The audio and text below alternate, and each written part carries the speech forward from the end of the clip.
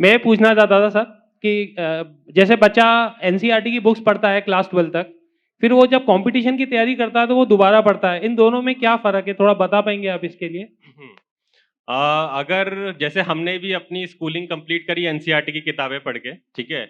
उसके बाद किताबें पढ़ने के बाद वो हम कॉलेज में चले जाते हैं, ठीक है? अब आपका सवाल है कि यूपीएससी में जब वो एनसीईआरटी की किताबें पढ़ता है जी। और एक स्कूल में जब वो किताबें पढ़ता है, उसके अंदर क्या अंतर है? देखिए, एनसीईआरटी की किताबें स्कूल लेवल पे भी उतनी ही इम्पोर्टेंट है यूपीएससी पॉइंट ऑफ व्यू से।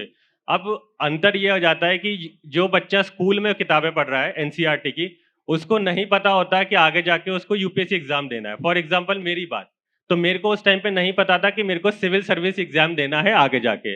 तो क्योंकि मेरे को पता था मैं इंजीनियरिंग फील्ड में जाना चाहता हूँ, तो मेरा ज़्यादा फोकस था मैथ्स और साइंस पे, ठीक है?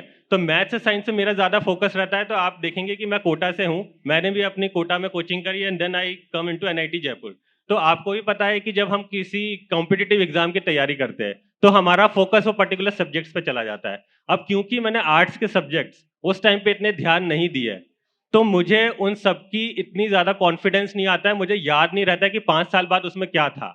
मैं मैथ्स और साइंस से फिर भी कंफर्टेबल रहूँगा कॉलेज के बाद भी। तो जब आप यूपीएससी की तैयारी करने जाते हैं, तो मेरे को एनसीईआरटी दोबारा पढ़नी पड़ती है और वो उस माइंडसेट से पढ़नी पड़ती है कि अब मेरे को वो यूपीएससी का एग्ज़ाम लिखना है।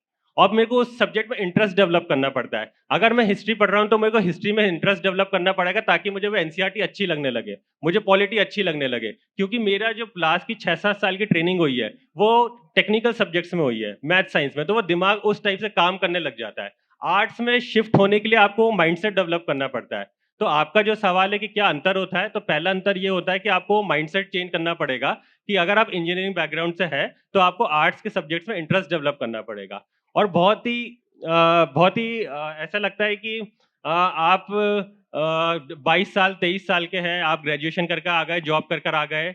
अब उसके बाद आप एकदम से आते हैं और 6-7 क्लास की एनसीईआरटी पढ़ रहे हैं, जो कि शायद आपका छोटा भाई भी नहीं पढ़ रहा होगा।